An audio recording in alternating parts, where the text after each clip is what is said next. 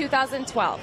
At SEMA, you'll find thousands of businesses and individuals that are active in the automotive industry, and Del City has been a part of this exciting event for 25 years.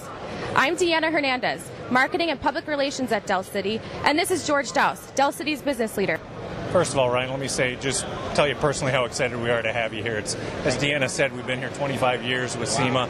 I can't think of a better way to celebrate that anniversary than to be kicking off our partnership with West Coast Customs. So we're very excited. Thanks for making time. Yeah, no, we're excited to be a part of it. We thought maybe a great start would be to talk a little bit about how did Del City and West Coast Customs first come together? I mean, how did your team even find out that Del City exists? It's kind of funny. I mean, it happened here at SEMA. You know, my guys, I mean, we're always so crazy with our booth and all the activities we have going on.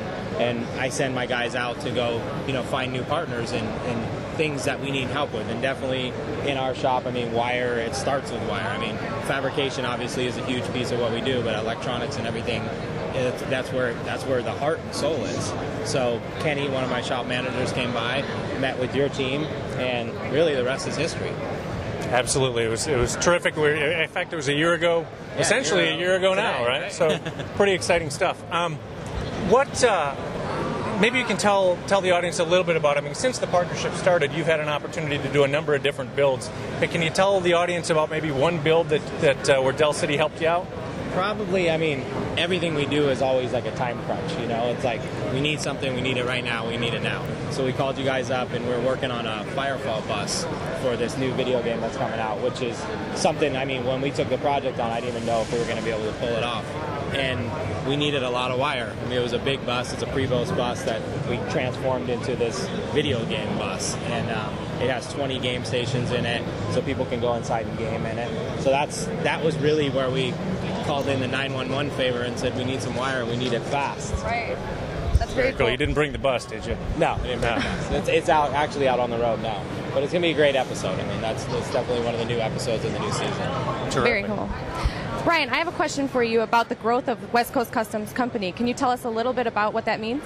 I mean, we've been growing and growing. I mean, when I started my business, it was never to be this big. I started in a little shop that was 1,500 square feet, and now we're in a shop that's 30,000 square feet and getting ready to go into a shop that's 60,000 square feet. So it's like the growth hasn't stopped, and I got to be thankful for it. But sometimes, it's too fast. But at the end of the day, we've created a brand that's humongous, worldwide, and everybody knows who we are. And for me, I just try to see what everybody else is doing out there and try to build something better. That's very cool. What could you say about what the growth means for your partners like Del City? I mean, if we grow, you guys grow with us. So wherever we go, I mean, with new network changes and the show, the things that we do outside of just the TV show, I mean, we have so many eyeballs that are on our brand, so we attract those eyeballs right to you. Very nice. Now I have something a little bit more fun to ask you. If there was a vehicle built that you could choose that best describes you and your brand, which would it be? It'd probably be 1950 Merc that I'm building right now for myself. It's been one of those projects that I started when I was, I wanted one since I was like 12 years old. And I started building it, but it's really, I combine like the old school way of building hot rods with the new school way. So I think that really describes who we are and like where we're going with the brand and who I'm, and really what I love. So it's my passionate build that I've been building. It's something we were trying to bring out this year, but it'll definitely be here next year. That's wonderful. I know. I think that's what I love about you most is that you're just so passionate about what you do, and it just shows, and everybody can see it. One more question. Basically, you are our target market. We serve the small to mid-sized businesses like the garages or the car enthusiasts. And I'm just wondering if you could tell other businesses like yourself something about the value that Del City could bring to them, what would it be? I think how easy it is to get product. I mean, the biggest thing with this style product, not a lot of people know where to get it.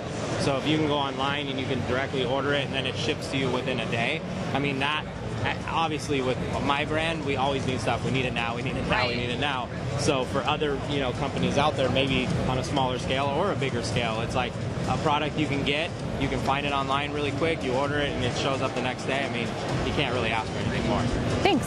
Terrific. So one more. I know Deanna said one more. I got one more question for you, and this one I can't get by without asking. So when we told our customers that we're going to have an opportunity to speak with you, of course they wanted in on it, and they wanted to ask their questions. Okay. So we limited it to one, Okay. and we went out and we asked them, said, hey, bring in your best questions, and then we posted it to Facebook, and the top vote getter won, and our top vote getter is Pete Sanders from Windham, New Hampshire. And Pete's question was, what was the first project that you ever worked on that led you to think that you wanted to customize cars for a living? My first car. It was a 1982 or 87 Mazda B2000. That was my first car. I learned how to drive in that car. It was brown and ugly, so it was like one of those things where I wanted to change it. So I changed it in my garage at home. I painted it. I did, I tried to do what I do now to what that was.